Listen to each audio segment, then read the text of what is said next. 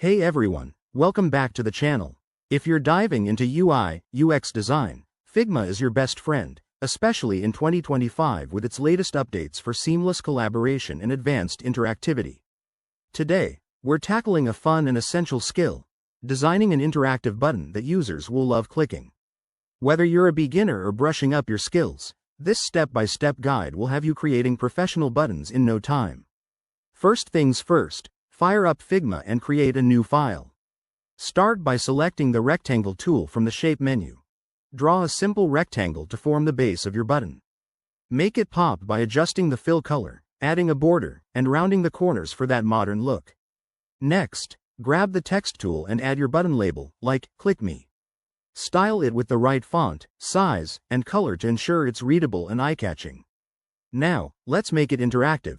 Head over to the Prototype tab. It's where the magic happens. Link your button to another frame or action by dragging a connector from the button. For added flair, experiment with interactions like hover effects or clicks that trigger animations.